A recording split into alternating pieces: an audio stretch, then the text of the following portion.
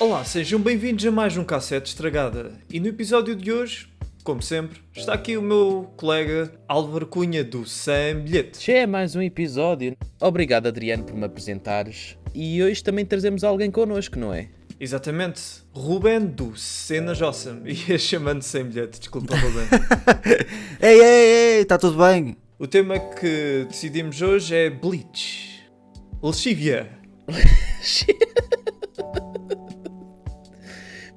Pensaste nisso? O meu guilty pleasure. É o teu guilty pleasure, mas tu tens vergonha de gostar de Bleach? Não é uma questão de ter vergonha, é que eu sei que Bleach tem vários problemas, mas eu adoro aquilo. É só isso. Epá, quanto tempo é que o Adriano andou a pensar na piada, né? Não sei se percebeste cenas. Meu, isto é tipo a piada mais comum sobre o Bleach. Espera aí, qual é que foi a piada que eu não ouvi? Chamei ao Bleach Lexívia. Porque em inglês é Lexívia. Sim, pois é. Eu por acaso também gosto imenso de Bleach. Lembro-me que até uma certa altura, os primeiros 50 episódios do anime principalmente, gostei muito de como o anime começou e eu lembro-me que na altura viciei bastante naquilo. Porque no início aquilo não é propriamente... tipo, tem ação, mas é mais comédia com drama, com caçar fantasmas e mostrar tipo, como é que as pessoas lidam com a morte. E depois é que foi passando para um shonen de porrada. Sim, eu por exemplo lembro-me que há um episódio. Pronto, há um ponto da situação de quando... Como é que chama-se a de cabelo... A Ino. A de cabelo laranja. A Orihime. Exatamente. Em que ela vê que o seu irmão se transformou num Hollow. E eu lembro-me desse tipo... De como explicam toda a mística, toda a ficção do mundo. E eu achei bem interessante. Ou seja, eles vão-te dando pequenas coisas para tu entenderes o mundo. E eu gostei da forma como mostraram as leis. Mas por acaso no início eles têm bastante world building que durante bué tempo nem sequer chegaram a explorar. Aliás, no manga e anime nem chegam a explorar o inferno. Nesses primeiros episódios houve um que foi parar ao inferno, tipo umas portas do inferno abriram-se e vieram-no buscar. Eles depois fizeram um filme em que eles iam para o inferno, mas eu não sei até que ponto o filme é canon. Aparentemente, não, os filmes nunca são canon. Mas se calhar trabalha o conceito de uma forma real. Ou seja... Não, mas o Kubo disse mesmo, tipo, o Kubo mandou mesmo uma mensagem, se não me engano, porque aparentemente, originalmente, eles eram para ter seguido mais ou menos a ideia do Kubo para o inferno, mas eles acabaram por criar a sua própria interpretação. E o Kubo, se não me engano, escreveu mesmo uma carta a dizer que aquilo não era a interpretação dele do inferno no universo do Bleach. Mas chega a ser um bocado confuso, porque tu tens a Soul Society, depois tens o Ecomundo, e tipo, eu quando vi o anime eu até pensei que o Ecomundo era o inferno daquele universo, mas não. E chega a ser um bocado confuso, porque é que existe uma Soul Society, e depois existe o Ecomundo, e depois ainda tens o inferno. Será que também existe paraíso? Será que a Soul Society não é o paraíso? Dá a crer que a Soul Society é o paraíso, pelo menos pelo que eles disseram. Mas tipo, mesmo a própria Soul Society acaba por ser também um inferno para muita gente que lá vai, né? Exato, era o que eu ia dizer, porque a Soul Society não é um lugar perfeito para ninguém. Sim, eu acho que o Kubo, pronto, o Kubo de certeza que foi inventando cenas já à medida que ia fazendo, mas basicamente a ideia que dá a querer é, se não aceitares ir para a vida depois da morte, podes te transformar num Hollow se ficares demasiado tempo na Terra, ou se fores engolido por outro Hollow, e depois aí acho que podes parar o Ecomundo. Mas se tu seguires a vida ou fores purificado por um Shinigami, então tu ou vais para a Soul Society, se te tiveres portado relativamente bem, ou então se tiveres feito cenas muito horríveis, vais para o inferno.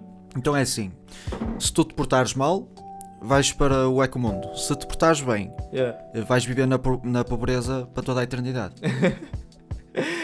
Basicamente, porque a Soul Society também tem isso. Mas eu acho isso bastante interessante, ou seja, tipo, nem mesmo o melhor sítio para onde podes ir é só coisas boas. Sim, lá tens nobres ainda por cima. Exato, a partir do momento que juntas, tipo, milhares de almas humanas, não deixam de ser almas que já foram humanas, ou seja, os problemas que aconteciam na humanidade vão continuar a acontecer lá. Vai continuar a haver hierarquias. Também algumas coisas que eles não explicaram é no sentido que uma alma na Soul Society dura alguns séculos, no entanto acaba por morrer e a tua alma, depois de morrer, supostamente reencarna. Mas a cena é, eles não dizem nada do que é que, tipo, supostamente as almas que vão para o inferno, pelo que eles deram a crer, ficam no inferno para toda a eternidade. E considerando que uma alma vai renascendo, se a tua alma renascer num sítio que seja propício a tu te tornares um criminoso muito violento e que pratique muitas más ações, tu podes parar ao inferno. Ou seja, a certa altura, todas as almas... O teu destino vai sempre ir ao inferno. Exatamente, todas as almas, a certa altura, nem que seja na reencarnação 1000 e tal, irá parar a certa altura ao inferno. Quase certeza. Eu acho que o Kubo não tinha muito bem a certeza do que queria fazer com a história dele. Mas não é a primeira vez. Tu tens um anime que chama-se Dead Parade, é qualquer coisa assim, em que há duas pessoas que morrem e depois têm que jogar um jogo. E de acordo, tipo, as decisões éticas que tomam durante o jogo, se és egoísta e afins, elas... O Death Parade. Exatamente, elas morrem ou reencarnam, mas eventualmente tu vais perder esse jogo e vais morrer. Ou seja, o destino é sempre um inferno. Mas uma explicação que eu vi na net era que as almas que vão parar ao inferno, segundo, não sei se é segundo o budismo ou algo assim, as almas ficam no inferno até serem purificadas. Por isso uma explicação que eu vi era que no Bleach, mesmo que uma alma vá parar ao inferno, está lá para ser purificada. Por isso no final depois irá renascer. É um ciclo. A vida é feita de ciclos. Exato. Yeah, basicamente. O próprio universo é um ciclo. Bastante Bleach é de facto muito profundo. Mas esse o que tu falaste, o Death Parade, é muito bom, mano. Fica aí a recomendação para o pessoal. No meio de cenas com espadas gigantes, temos aqui um momento muito filosófico. Epá, eu Ou lembro-me não? perfeitamente do primeiro episódio. Eu acho que vi aquilo quando tinha 9 anos, 10, porque aquilo chegou em Portugal muito tarde. Eu lembro-me que aquilo começou a passar na SIC Radical relativamente tarde, aos tantos animes que iam passando. E foi dobrado só até ao final da Soul Society ou do... Do arco dos Bontos, do filler. Yeah, por acaso eu passei os fillers todos à frente. Mas olha que até mesmo os fillers estão bem animados, pá. Sim, yeah. O Bleach era, entre o Naruto e o One Piece, era de longe o melhor animado. Sim, era o que tinha a melhor animação. E era o Studio Pierrot, se não me engano, o mesmo de Naruto. Sim. E epá, e as músicas, o feeling Yeah. das músicas nas batalhas e fins também eu achava bué porreiro. Dos três grandes, era o que tinha as melhores músicas, a melhor banda sonora. Bleach era incrível nesse aspecto. Yeah, yeah. Mas o que é que vocês acharam também da transição para a Soul Society? Está bem executado, não? Achas que tem algum... Não acho problema, mas por acaso faz lembrar aquilo que eles diziam no Bakuman, que normalmente shonens, para alcançarem mais popularidade vindos da comédia ou do outro género, eles começam a fazer arcos mais focados em luta e passam a ser battle shonens.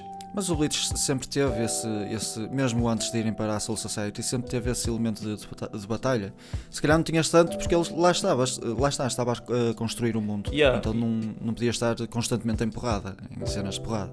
Yeah, e a questão é também que os Hollows, as lutas contra eles não eram tão fixe, pelo menos, Sim. do que como as lutas contra Shinigamis ou contra Sim. pessoas que tinham o mesmo tamanho que o Ichigo, também usavam uma espada. Eu lembro-me razão. de quando foi a batalha entre o Kenpachi, né, e o Ichigo. Yeah, Sim. o Kenpachi. Eu acho que foi dos primeiros momentos que eu tive a sensação de ser uma batalha shonen, de facto. Quando eles encontraram, por exemplo, o Kenji pela primeira vez, que foi humilhado pelo Ichigo, ou encontraram o irmão da Rukia e foi humilhado, acho que foi mais ou menos a partir daí que eu senti mais a cena de batalhas mais grandiosas. Uhum. Mas tu tens uma batalha antes da Soul Society, uma semi-batalha, que é entre o Ichigo e o irmão da Rukia. E o Byakuya. O Byakuya. Yeah. Que é quando ele vai buscar a Rukia para levá-la para a Soul Society. Ele é arruinado, Esse pá. foi a partir desse momento que eu comecei a adorar Bleach. Esse momento está tão bem construído, meu. O Byakuya é tão badass, meu, que pronto, fiquei completamente colado nesse anime. Até esse ponto, pronto, gostei imenso do primeiro episódio. Eu acho que o primeiro episódio do Bleach é fantástico.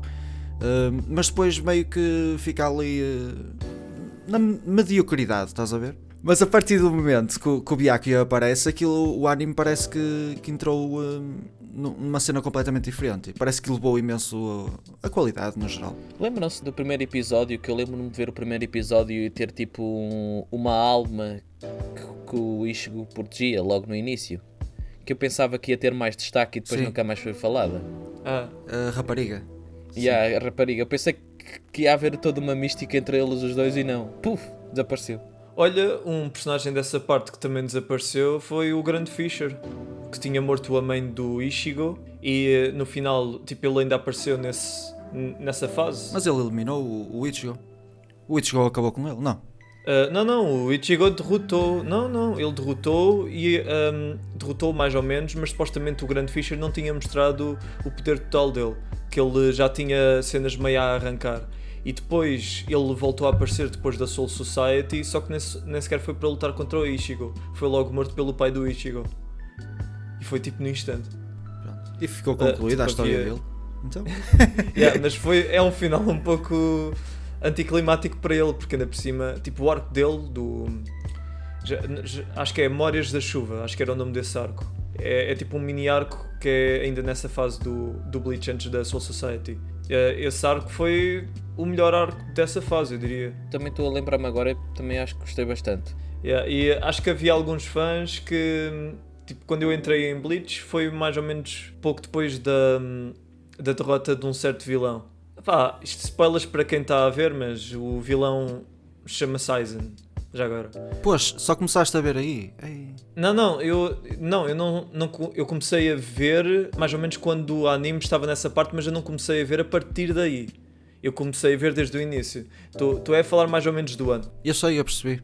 Eu quando comecei a ver, eles tinham, tipo, os arrancares estavam a ser apresentados, basicamente. O Ulquiorra tinha aparecido no mundo. Mas eu digo isto só para dar um pouco de contexto por causa das críticas que os fãs estavam a fazer na altura. Porque eu lembro-me de estar a ver e eu via bués fãs que se queixavam, por exemplo, que queriam que o Grande Fisher, ou achavam que o Grande Fisher podia ter sido uma espada, ou pelo menos ter tido maior importância. Era porreiro, sim. Mas nós temos que admitir que o Tita Kubo nunca, tipo, a construção da narrativa nunca foi um dos fortes dele. Também é difícil escrever-se para um shonen que todas as semanas tens de lançar boas páginas. São tipo 14 páginas por semana ou mais. Mas tu próprio adoras um shonen que também tem... é semanal, não é? One Piece, por exemplo. É semanal também. É tudo da Shonen Jump. Tipo o Naruto, o One Piece. Até o Dragon Ball era. Já viste que Minadouro eles têm? Eles têm bué... que até é triste, porque tipo, há bons mangas que saem de outras revistas, mas depois não têm a mesma partilha que esses. Mas tipo, voltando ao Bleach, a Soul Society foi grande escalação de poderes e de lutas. Sim, e é sem dúvida o melhor arco. Vocês sabiam que o Aizen era o traidor? Não. Eu quando vi, não. Mas é assim, eu quando vi Bleach, foi quando eu comecei a ver anime mais assiduamente. Eu já foi há uns bons anos atrás. E foi quando eu comecei a ver Naruto. One Piece na altura não via porque eu não gostava. E Bleach. E ia vendo outros animes, tipo Death Note e sei lá. Esses animes estavam na moda na altura. Portanto, como eu já tinha visto animes antes, mas era tipo na SIC Radical e canais, enfim. Mas comecei a ver através da internet nessa altura. Portanto, eu quando comecei a ver Bleach, eu não tinha muito bem a noção do que era um shounen, do que era bom, do que era mau no anime, do que era usado muitas vezes ou poucas vezes. E eu acho que foi muito por causa disso que Bleach teve tanto impacto. Também gostei muito de Naruto, mas Bleach era mais a minha onda. Mas a cena... Eu lembro-me de olhar para o Aizen e eu até pensei que ele era o bonzinho da história, entendem? Tipo... Eu não percebo uma coisa, porque é que na nossa dublagem portuguesa o Aizen fala assim? Porquê? Só porque tem óculos? Como é que ele fala na versão inglesa? Então na versão inglesa e na versão japonesa ele tem uma voz assim mais profunda, tipo, parece mesmo um homem charmoso. Só estava a falar disso porque podia ser, imagina, se fosse na versão inglesa fosse assim mais anasalada, podia justificar o facto de terem usado essa. Por acaso eu não tenho a certeza como é que é a versão americana, mas eu acho que não, acho que também era assim mais profunda. A cena é que depois tu teres alguém a falar assim, a matar a Momo, tipo, a esfaqueá-la 2 vezes, ainda por cima, coitada, e a ser o grande traidor e o grande vilão do Bleach, é um pouco... Se calhar eles quando começaram a dobrar, eles ainda não sabiam que o Aizen ia se tornar o tipo de personagem que se tornou, foi por isso que... Mas se calhar, tipo, eu sei que os japoneses também, quando eles fazem um personagem com óculos, eles não têm tanta tendência... que se calhar nós aqui temos mais, que é achar que um personagem só porque tem óculos é tipo logo um ganda totó. Mas Que há tipo, mais a tendência de... Ele tem óculos, por isso fala assim. não tem nada a ver com os, não tem nada a ver com os óculos. Tem a ver com a personalidade da personagem. O que o Adriano diz faz sentido, pode ter sido tipo um reflexo e pensarem que ele de facto era só um totó. Sim, mas faz sentido, mas é estúpido. Faz sentido, mas é estúpido porque não tem nada a ver com a personalidade dele. Tu bastava eu veres sei. um episódio com o Aizen para perceber que ele não era esse tipo de personagem. Yeah. Eu só sei que eu gostei muito mais de quando ele se revelou vilão de quando eu vi em papel de vilão de facto. Tipo, No início ele estava um ganda vilão também, tipo no Sim. início da saga do G-Espada. sim. Ele ainda manteve um bocadinho a postura. Eu sempre gostei do Aizen como vilão. Tipo, tu vias o Grimmjow a dar ganda coça ao Ichigo, depois chega o Ecomundo e ele tipo até cai por causa do poder da aura do Aizen. Ele às vezes levantava o dedo e calava uma pessoa, basicamente. Yeah. O gajo era bué badass. Acho que o problema foi mesmo lá para o final, não é? Exatamente. Quando ele se transforma numa borboleta, Tipo, ainda para mais o Ichigo nem sequer se precisava de usar tipo a versão final do Bankai. Era super desnecessário. Ele já estava a dar uma coça ao Aizen sem mexer um dedo. Mas supostamente é porque o Aizen com o Hogyoku ele ia se adaptando ao poder do Ichigo e de quem o confrontasse. E por isso ele a certa altura iria se transformar e chegar a um nível que pudesse ultrapassar o Ichigo. Por isso ele precisava do dizimar completamente. Acabar de uma vez com tudo. Mas eu por acaso não gosto nada dessa luta. Eu gosto do build-up. É assim, o único problema com essa luta, na minha opinião, é a forma como ela conclui. Porque até à fase em que a luta é concluída, a luta está espetacular, meu. E as jogadas, pelo menos na minha opinião, e as jogadas ali mentais entre eles os dois, tipo o Aizen a pensar que o Ichigo era tão fraco que ele nem sequer conseguia sentir o poder dele. E o Ichigo tipo a olhar para ele de lado, tipo, o que é que estás para aí a dizer? E eles tipo a destruir montanhas e o Aizen a pensar que era ele que estava a destruir as montanhas, mas não, era o Ichigo. Eu curti bué essa luta, mano, acho que está muito fixe. Agora, a forma como conclui é que pronto, podia ter sido melhor. Foi um bocado forçado. Por acaso o que me chateou nessa luta é que o Ichigo já estava, tipo, toda a saga passava-se para aí em 2 dias e o Ichigo já estava para aí no seu terceiro power-up. Ele tinha passado de derrotar o Grimmjow Sim. para estar no nível do Aizen. Eu sei que é comum normalmente os heróis terem de derrotar o vilão principal do Shonen, mas nesta aqui eu não percebi porque é que o Ichigo tinha de derrotar o Aizen Tipo, assim tão diretamente. quando tu viste o Ichigo treinar para aprender o Bankai, eu senti mais tipo, que foi mais esforço do que ali. Ali parecia mesmo que só que ele tinha que ganhar mais poder. Houve um progresso mais gradual. Foi um power-up que lhe apareceu do nada. Mesmo quando ele dominou o Hollow dentro dele, eu senti também ainda que houve uma aprendizagem. Foi tipo, foram vários episódios.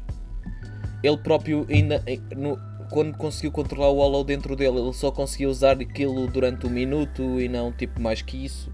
Sim, e uma coisa que eu acho que o Kubo se calhar não analisou muito bem na sua obra, ou pelo menos é assim, a Soul Society deu um twist tão bom do Aizen ser o vilão e depois o Aizen foi aliás, a saga do G-Espada durou tanto tempo que o Aizen basicamente era o vilão principal do Bleach e não era um caso tipo Dragon Ball, em que tu chegas ao Freeza, depois ele é derrotado, depois passa para o Cell, depois ele é derrotado, depois passa para o Majin Buu, depois ele é derrotado, depois passa para o próximo vilão, se continuar.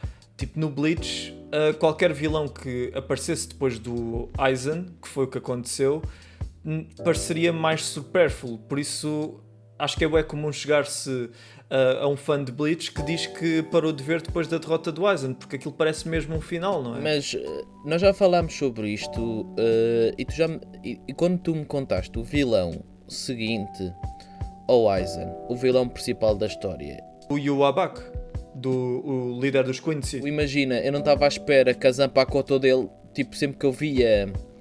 Isso é um spoiler para quem não leu o manga, mas olhem, pessoal, se estiverem à espera do próximo anime, que é o arco final, isto agora nós vamos dar um spoiler ligeiro para uma parte desse arco. Não vamos dar para o final, mas só para avisar. Não li essa parte do manga, tu disseste-me e eu pesquisei. E tipo, eu não estava mesmo à espera. Yeah, basicamente a Zanpakuto do Ichigo, o Zangetsu, na verdade, se não me engano, é uma parte do espírito do Yubaba. É algo assim. A verdadeira Zanpakuto dele é outra. E supostamente há uns foreshadowings com isso, por causa do Hollow Ichigo, que ele dá um pouco a crer que realmente o Zangetsu não é... Não é aquele. Yeah. Epá, sim, mas eu nunca tinha pensado nisso dessa forma, estás a ver? A cena do Aizen é que eu sinto que o Kubo se calhar devia era ter tipo as ideias que ele queria, que ele tinha para o Bleach, ele devia ter tentado complementar com o Aizen, porque eu quando cheguei à derrota do Aizen eu senti que era um final, mas ao mesmo tempo havia boas perguntas que a série tinha-me deixado, tipo quem era o Rei das Almas, qual é que era a cena do inferno. Eu sinto que ele até tanto sentiu isso que até estão a continuar a história em novels, né? A desenvolver o propriamente. Yeah. Tipo, eu sinto que o que ele fez com o Yubaba e os Quincy's, ele podia ter usado nos Espada. Porque ainda por cima, os Quincy quando aparecem, só um aviso também, outro aviso, os Quincy quando aparecem são bué maus. É um tipo de vilão muito semelhante aos Espada, por isso dava para terem feito narrativamente o que eles fazem, mas com os Espada. Olha, eu ainda não li o mangá, por isso algumas coisas que vocês disseram está a ser novidade para mim. Mas Desculpa, Ei, Ruben. desculpa, cenas. não há problema, eu não me importo com os spoilers, está-se bem. Já sei bué de cenas que vão acontecer no mangá, até já sei como é que acaba aquilo. Mas tu dizes que os Quincy são maus, mas eles têm alguma razão para serem maus. Pelo que eu me lembro, não propriamente. Eles basicamente estão a ser... muitos deles são controlados pelo Yubaba, porque eles quando nascem supostamente têm a bloodline dele e por isso têm de o seguir, mas muitos deles são mesmo sadísticos. Ou seja, é aquele tipo de vilão às vezes um pouco exagerado à cartoon. Tens tipo uma gaja que basicamente convida os gajos, diz a um soldado, vem agora comigo, dá a crer que é tipo para irem para a cama ou uma cena e ela corta-o ao meio. A mim há uma cena só que se calhar que me desmotiva, mas também parece que é comum nos shonens. O Ichigo para mim já era forte o suficiente e quando olhas para o Ichigo, tu reparas, ele era uma pessoa normal que tinha um poder espiritual, depois ele fica com o poder de Shinigami porque recebe uma espada, mas depois o pai dele também é um Shinigami, depois a mãe dele é uma outra coisa e depois... É a Quincy.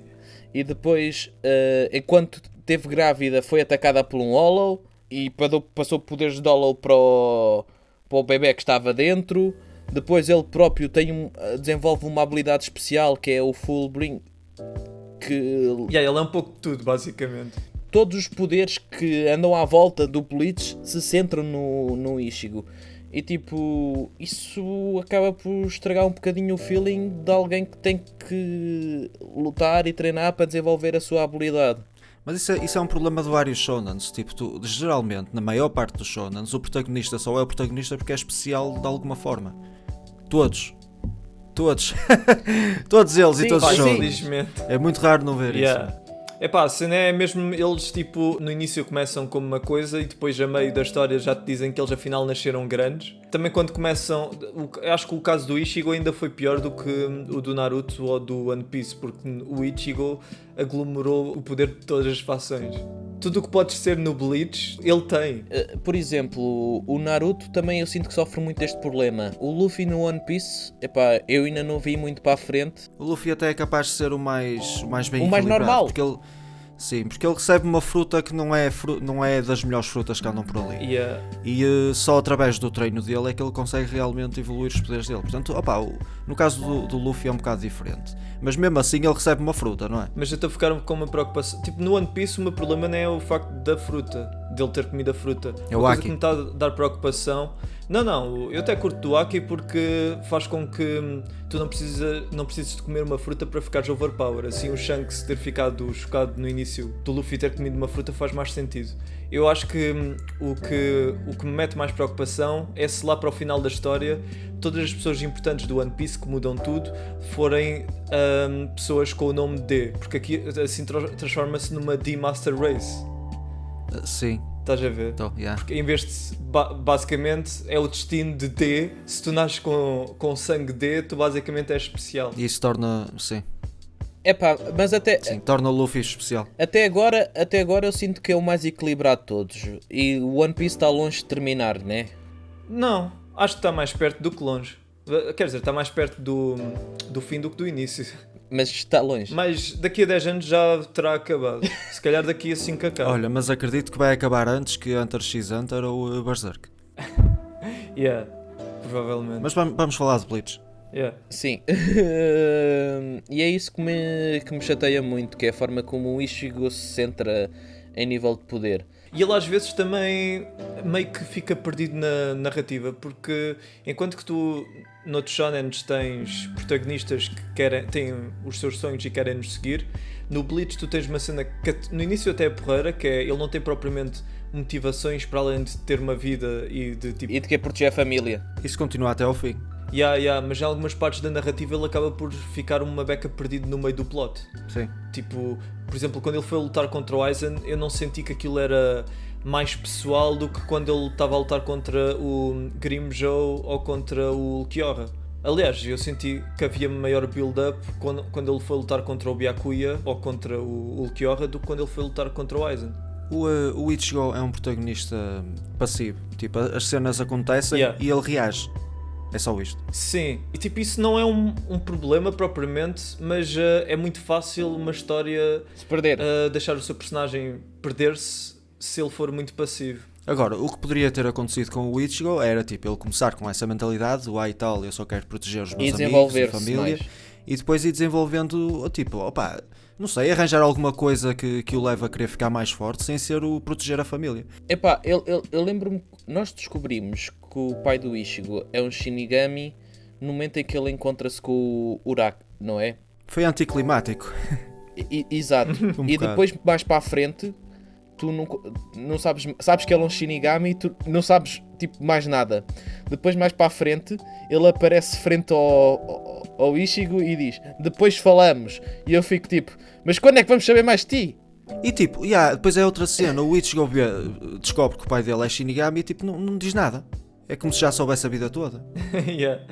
E também o pai do Ichigo e o pai do Uryu no início dá a crer que eles são pessoas que vão fazer muito e depois eles não fazem nada. Sim. Por acaso isso é uma cena que me chateia em shonens. Isso acontece bem nos Cavaleiros do Zodíaco também, que é personagens mais velhas, tipo mestres e isso, que dá a crer que eles vão precisar de participar na narrativa porque tipo o mundo vai acabar ou algo assim e depois eles não fazem quase nada. Ou quando fazem é tipo durante 10 segundos e depois ficam ok ou então não conseguem fazer mais nada. Ficam velhos, no mau sentido da palavra. O Aizen, quando ele apareceu na Soul Society e quando ele estava a mostrar ser tão overpower, eu não pensava que ele ia ser derrotado sozinho pelo Ichigo. Eu pensava que aquilo ia precisar de um grande team-up. Não ficaram desapontados com os Espada 1, 2 e 3? Um bocadinho. Principalmente o número 1, que o número 1 foi derrotado boi à toa. Eu sinceramente já nem me lembro, mano. Era o Stark. Ainda por cima o gajo tem nome de Game of Thrones e tinha lobos brancos. Ei, já nem me E se lembro. reparares o aspecto dele até parece um dos Stark. Também. É um de cabelo assim meio comprido, não é? Mais ou menos, e tinha tipo uma miudinha. E a miudinha transformava-se numa pistola. E depois também, tipo, não sentem que eventualmente toda a gente que estava em volta do Ichigo começa a ter poderes, tipo, todos eles começam a poder ver espíritos. Tipo, até Sim, mesmo um bocado... os personagens que não conseguiram desenvolver o seu Fullbring conseguiam ver, tipo, amigos de amigos deles, tipo, conseguiam na mesma começar a ver espíritos. Sim, eles tinham propensão para a cena espiritual. É como o Ichigo tinha no início. Mas isso não me importa tanto porque acho que tinha a ver com eles estarem tanto tempo com o Ichigo. E até tenho pena do Shad e da Orihime e principalmente o Uryu terem ficado bué para trás. Sim. Tipo, o Uryu na Soul Society teve uma das melhores batalhas Pois foi. contra o Mayuri. O Uryu é o Ishida, não é? Sim. E tipo, na saga dos Espada limpam... É o Sasuke. No início era mais, agora já não. Tipo, na saga dos Espada... Não, mas é a voz do Sasuke. Pois era, tens razão. É a voz do Sasuke, é ele. Mas ele na saga dos Espada, ele é logo limpo pelo Espada número 8 ou 7. Porque já é demais para ele, já é demais. Então ele vai para ali dar arco e flecha. Mas o Mayuri, que era o gajo que ele tinha derrotado na Soul Society, depois chega lá e derrota o adversário relativamente mais facilmente. Sim, isso é um problema. E depois no arco final, que é aquela dos Quincy, que é um arco no qual ele em teoria seria bem importante, ele também não faz assim muito, para ser sincero. Aliás, nesse arco até devia ter mais relevância, né? Tu descobres muita coisa nesse arco também. Não muito, mas descobres ainda bastante coisa. A cena é que ele, nessa altura, também ele já nem é ameaçador nem nada. Tipo, se ele tivesse saído da Soul Society para aí, sim. Mas como ele foi mais ou menos uma piada ao longo da saga do Jé Espada, foi... Tipo, os amigos do Ichigo ficaram demasiado para trás, eu acho. O último arco que adaptaram em anime até agora, também eu gostei bastante desse arco. Muita O gente que é que odeia. achas, Ruben? Os Fullbring. Dos Fullbring, é uma seca. Eu gostei. Opa, eu acho que ele complicou demasiado, mano. Não era preciso fazer um arco só para ele voltar a ver os amigos dele. Eu pensava que esse arco era pior do que na verdade achei. Porque, tipo, eu antes de chegar a esse arco, ouvia que era o pior arco do Bleach e que era uma grande vergonha e era bué Opa, seca. se é o pior arco, é capaz de ser. Não quer dizer que seja uma bosta autêntica. Opa, pronto, Yeah. é medíocre. Pá, não é bom nem Mas é mau, é mais ou menos. Mas comparado com os outros arcos, acho que é o mais fraquinho deles todos, acho que sim. Eu acho que em manga é pior, se calhar. Em anime até achei que se viu bem, porque em anime são para aí 20 episódios. Tipo, tendo vindo São poucos. da saga do Espada, onde tinhas batalhas às vezes. Tipo, na saga do Espada há batalhas que são ganda seca. Arrasta-se um bocado. Yeah. Naquela guerra quando arrancares que tu não queres muito saber, lutam contra pessoas da Soul Society que tu não queres muito saber e depois lutam durante bons episódios, eu só fiquei, ainda há pouco estávamos a vê-los a lutar contra o Jé Espada e agora temos de ver isto? Uma cena que eu ia dizer há bocado é que os poderes, tu estavas a falar aí do Ishida, não é? Yeah. Os poderes em Bleach funcionam um bocadinho como Dragon Ball, tipo, aquilo não é muito... Yeah. É um bocado desnivelado, estás a ver? Não é muito certo, tipo, não existe ali um crescendo de poderes regular. Mas, por exemplo, geralmente, acho que eu vi esta discussão no nosso Discord, em que, geralmente, por exemplo, no Dragon Ball, quem mostra mais envolvimento é o Vegeta em vez do Sangoku. Pelo menos para mim. Acho que os protagonistas de Shonen, muitos deles acabam por... Mas neste ponto de vista, quem desenvolveu mais em Bleach? Em termos de poder, Acho que o Elver quer dizer a evolução mesmo de personagem. Porque o Vegeta, fora a cena de poder, ele até foi evoluindo como personagem. o Vegeta é assim. Por acaso vou falar um bocadinho sobre isso no próximo vídeo. Mas o Vegeta é assim, o Vegeta evolui, não é? Ele evolui como personagem. Só depois chega a um determinado ponto. E isto continua no Dragon Ball Super. Chega a um certo ponto em que ele recua para trás. E depois volta a evoluir exatamente da mesma forma. Isto acontece com o Vegeta para aí 2 ou 3 vezes. Volta outra vez para trás e volta a evoluir da mesma forma. Isto acontece várias vezes com o Vegeta. E não só com o Vegeta, com outros personagens também. E eu não vejo isto em Bleach. Em termos de desenvolvimento de personagem. Se calhar a Rukia é quem evolui um pouco mais do que o Ichigo, eu diria. Eu fico um bocadinho pena da Rukia porque ela deixa de aparecer. Eles vão lá salvá-la e depois passa a uma cena muito mais secundária. E ela devia ter ficado com o Ichigo no final. Também acho que isso, mas... Tipo, a Rukia foi a primeira a derrotar um espada, por acaso. O Aroniero Arurueri. Olha, e é espetacular a forma como ela derrota a espada.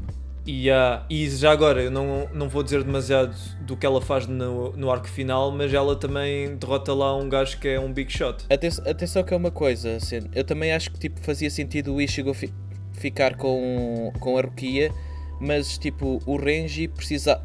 Tipo, toda a história de desenvolvimento do Renji e da Rukia e tipo, para o Renji eles sempre foram mais do que irmãos, então eu consigo entender o porquê do autor no final quer que ficassem os dois juntos. O que eu não percebo é com quem o Ichigo fica. É assim, o autor podia ter feito algo, uma cena qualquer em que o Renji, por exemplo, apaixonava-se pela Orihime. Pronto, e ela apaixonava-se por ele. E pronto, já podia ficar o Ichigo com a Rukia. E ficávamos todos felizes. Pá, a cena é que um problema que eu tenho em shonens, no romance, é que nenhum deles sabe escrever romance. É muito raro. No máximo o Fullmetal Alchemist é o único com um romance decente. E eu estou a falar de shonens de ação, pelo menos. Porque tipo, no Bleach e no Naruto e nisso, eles não tratam o romance com muita profundidade. Eles acham que o romance é mais fácil de escrever ou menos importante do que as lutas e por isso dedicam 1/100 do tempo que dedicam às lutas e a tudo o resto. mas tu tens de ver para quem eles estão a escrever, não é? Mas por isso é que depois acabam sempre com pares desapontantes. Mas, por estás a exemplo, ver? o Full Metal, se calhar também por ser escrito por uma mulher, se calhar tem Exato, também acho. esse toque mais de desenvolvimento. Mas o shounen é apontado para adolescentes do sexo masculino. É claro que eles não vão escrever romances. Exato, mas então não. Não trabalhem essa parte, tipo... Então metem ali uma pitadinha de sal e pronto, tá bom. Não, mas repara que o autor do One Piece, ele próprio não dedica muito tempo ao romance. O autor do Yu-Gi-Oh! Ele não terminou com um epílogo em que casam todos e têm filhos. Tipo, no final do Yu-Gi-Oh! Tu não sabes quem é que fica com quem. Ele deixou isso ficar... Até o critério. Exatamente. E eu acho que ele fez bem. Yeah? Eu acho que a Mai ficou com o Joey. Epá, mano, Ele deixou o teu critério. realmente, no filme eu acho que ele já tinha feito os 18 anos, por isso eu acho que já podiam ficar juntos. Não acho que o romance, a parte do romance seja um problema em Bleach, porque lá está, é pouco. Não incomoda assim tanto.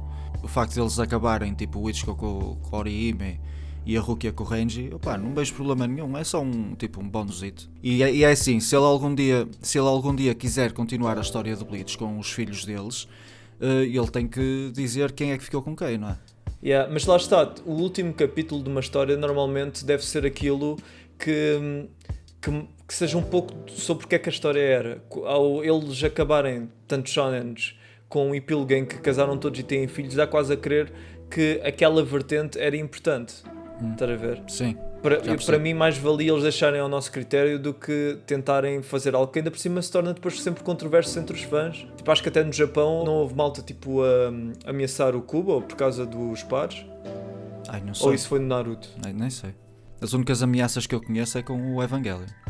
Isso é assunto para outro podcast. De toda a forma, Yeah. para terminar, eu só quero fazer uma pergunta. Acham que as mulheres de Bleach eram bem desenhadas? Estás a perguntar se tem... Mas estás a perguntar se tem potencial para hentai ou... É isso? Oh Álvaro, mas esta conversa de repente ficou javarda. O que é Yeah. que se passa contigo? Epá, Queres não- falar das mamas de Orihime? Mas eu digo-te uma coisa, o Taito Kubo, pelo menos, tipo, ele sabe desenhar mulheres de várias proporções, que é mais do que o que tu podes dizer do Eiichiro Oda, do One Piece. Yeah. Sim. Concordo perfeitamente. Era mais para chegarmos a esta conclusão, Adriano. Uma cena do Kubo é que, se tu reparares aqueles capítulos, aquelas cenas em que ele desenhou toda a gente na praia, ele dá o mesmo tratamento a toda a gente. Dá o mesmo tratamento de fanservice também aos gajos, e por isso é que acho que o Bleach de vez em quando até tem uma fanbase feminina fixe. Sim, não faz o que Naruto fez com mulheres, que é torná-las todas médicas e donas de casa. Excepto a Sakura. E todas também com caras semelhantes, só que penteados diferentes. Todas E cor de iguais. cabelo diferente. E já está aí para outros lados. Tu é que puxaste. Pois foi, Álvaro. Quando é que sai o teu próximo vídeo? Quer dizer, ele puxa a conversa e depois diz, ai tal, se calhar é melhor parar. Cenas, de que é que será o teu próximo vídeo? Isto provavelmente vai sair depois do teu vídeo sair, mas é fixe, tipo, a malta que ouvir a conversa, vá ao teu canal ver. Olha, próximo vídeo, quer dizer, já deve estar no canal, mas pronto. É sobre Attack on Titan e o impacto da Attack on Titan e por que razão ele teve tanto impacto. É isto. Parece-me muito interessante. Eu vou ver esse vídeo e de certeza que vou gostar muito. Obrigado. De certeza que na altura que este episódio sair. Já saiu. Por isso, olha, vão aí ao Cenas Awesome e provavelmente, se tudo der certo, se calhar também haverá outro vídeo lá, para além desse. Talvez. Podem entrar no nosso Discord e dizer-lhe para fazer vídeos. Ele gosta. Pois é, na descrição deixamos sempre aí um link para um Discord. Por isso, se quiserem entrar num Discord para discutirem connosco, basicamente, tipo, queixarem-se de opiniões nossas e etc. Então, olha, força. Mas bem, vou então terminar a conversa. Muito obrigado, Cenas, por teres vindo aqui ao podcast. É sempre uma honra ter-te aqui, pá. A honra é minha. E pronto, podem ver mais de mim no canal do YouTube do Sem Bilhete e podem ver mais do Adriano no canal do Cabo Cinético e podem ver mais nos dois no Lore da Disney. E já sabem, comentem aí se gostarem do podcast. É sempre importante ter o vosso feedback. Tchau, tchau. Tchau. Tchau!